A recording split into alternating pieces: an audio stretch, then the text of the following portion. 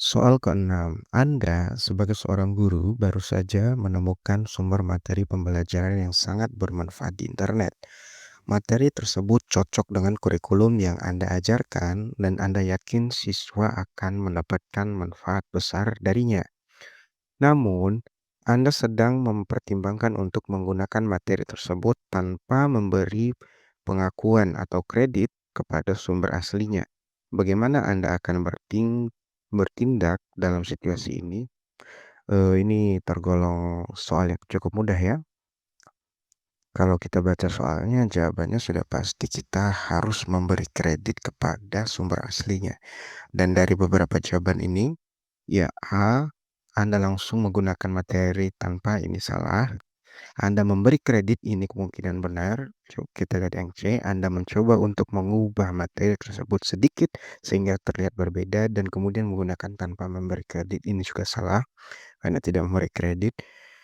D, Anda menghubungi pencipta atau penyedia materi tersebut untuk meminta izin penggunaan.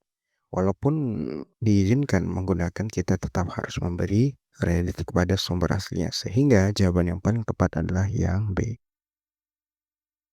Nah,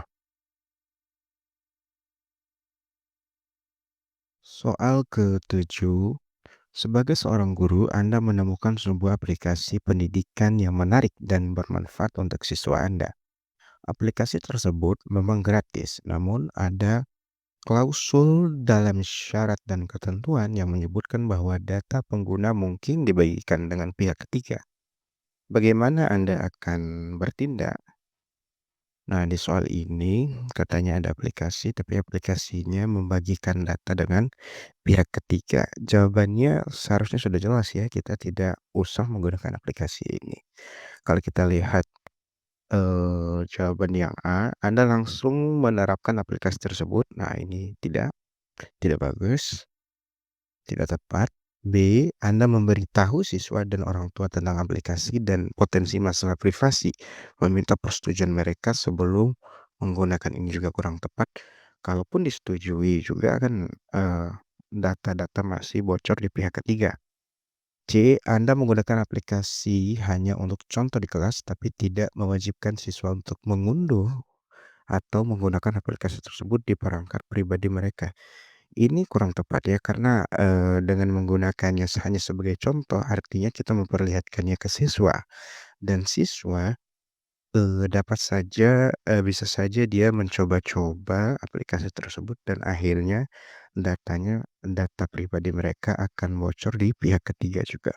D, Anda mencari alternatif aplikasi lain yang memiliki kebijakan privasi yang lebih ketat dan tidak membagikan data dengan pihak ketiga. Nah, ini jawaban yang paling tepat ya. Kita tidak menggunakan aplikasi itu, tapi gunakan aplikasi lain yang serupa. Soal ke-8, sebagai seorang guru, Anda mendengar bahwa beberapa siswa Anda berbagi jawaban tugas lewat media sosial. Bagaimana Anda akan menangani situasi ini? A, Anda memberikan situasi ini Anda membiarkan situasi ini dan tidak mengambil tindakan apapun. Ini kurang tepat ya. Artinya kalau kita tidak mengambil tindakan apapun, artinya kita membiarkan hal itu terjadi dan akan terus terjadi. Anda memberikan hukuman kepada seluruh kelas dengan memberi tugas tambahan. Ini juga kurang tepat ya. Eee, kalau kita memberikan hukuman ke seluruh kelas, di kelas itu ada siswa yang memang jujur, ada siswa yang memang mengerjakan tanpa, bocoran jawaban dari temannya di media sosial. Jadi sangat tidak adil kalau kita harus menghukum seluruh kelas. C, Anda mendiskusikan masalah ini di kelas, menjelaskan pentingnya kejujuran akademik dan mendorong siswa untuk tidak berbagi jawaban. Ini kemungkinan jawaban yang tepat, tapi coba kita lihat selanjutnya. Anda memodifikasi cara pemberian tugas sehingga setiap siswa mendapatkan pertanyaan atau soal yang sedikit berbeda. Ini bagus. Hanya saja untuk tindak lanjut. Tapi kejadian yang telah terjadi tidak bisa dibiarkan begitu saja. Jadi, jawaban D ini kurang tepat karena ini bagus untuk tindak lanjutnya, bukan menanggapi kejadian yang telah terjadi. Untuk menanggapi kejadian yang telah terjadi, maka jawaban yang paling tepat adalah yang C, yang ini.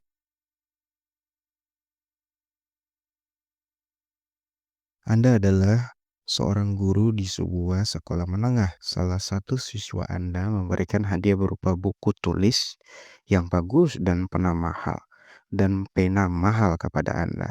Siswa tersebut kemudian memberitahu Anda bahwa ia berharap bisa mendapat nilai yang lebih baik untuk ujian mendatang. Bagaimana Anda akan menangani situasi ini? Situasi ini dinamakan gratifikasi ya. Jadi kalau kita sudah menjalani sebuah profesi, lalu ada orang yang memberikan hadiah karena posisi kita, maka itu disebut dengan gratifikasi dan gratifikasi ini tidak boleh dilakukan. Dan jawaban yang paling tepat adalah tidak menerima hadiah ini. Kalau kita cek pilihan jawaban, Anda menerima hadiahnya, ya ini tidak. Kurang tepat, Anda menolak hadiahnya dan menjelaskan kepada siswa tentang pentingnya integritas akademik dan bahwa nilai harus diperoleh dengan usaha, bukan dengan hadiah. Ini kemungkinan jawaban yang benar, namun coba kita baca yang lain. Anda menerima hadiahnya, ini juga kurang tepat. Anda melaporkan situasi ini kepada kepala sekolah atau pihak berwenang lainnya di sekolah. Ini berlebihan ya. Di jawaban ini agak berlebihan dan dia tidak mencantumkan kita menerima atau menolak hadiahnya. Jadi jawaban yang paling tepat adalah yang B. Nah, itu dia. 10. Sebagai seorang guru, Anda menemukan bahwa salah satu siswa Anda seringkali terlihat lesu dan tidak fokus dalam pelajaran. Setelah berbicara dengannya, Anda mengetahui bahwa siswa tersebut seringkali terjaga hingga larut malam karena bermain video game. Bagaimana Anda akan menangani situasi ini? Sebelum kita menjawab soal ini, kita harus paham dulu bahwa bermain video game itu bukan sesuatu yang selamanya buruk. Jadi ada anak-anak yang memang berbakat dalam bermain video game dan bahkan sekarang ada perlombaan mobile, jadi video game ya, kejuaraan video game. Nah, kita harus pahami dulu bahwa bermain video game itu mungkin saja merupakan bakat dari anak-anak dan bukan hal yang selamanya buruk. Hal itu menjadi buruk kalau dia lupa waktu dalam bermain video game. Waktu yang seharusnya dia tidur, waktunya seharusnya dia belajar, tapi dia gunakan untuk bermain video game terus-menerus. Nah, tindakan apa yang paling baik untuk dilakukan? Kita lihat dulu pilihan jawabannya. Anda menegur siswa tersebut dengan keras dan memintanya untuk berhenti bermain video game sepenuhnya. Nah, di sini letak salahnya adalah memintanya berhenti bermain video game sepenuhnya. Seperti yang saya katakan tadi, bermain video game itu tidak selamanya buruk. Dan kita tidak boleh meminta dia berhenti bermain video game sepenuhnya. B. Anda mengajak siswa tersebut berdiskusi tentang pentingnya keseimbangan antara waktu bermain dan waktu belajar, serta memberikan saran tentang manajemen waktu. Nah, ini adalah jawaban yang kemungkinan benar, tapi kita lihat yang C. Anda mengabaikan situasi tersebut, ini tidak boleh diabaikan ya, karena ini masalah yang dialami oleh siswa, tidak boleh kita abaikan. D. Anda menghubungi orang tua siswa dan mengadu kebiasaan bermain video game siswa tersebut tanpa berbicara lebih lanjut dengan siswanya. Ini juga salah ya. Kita mengadu ke orang tua tanpa berbicara terlebih dahulu dengan siswanya, ini merupakan kesalahan. Hal itu akan berpengaruh ke rasa hormat siswa terhadap kita.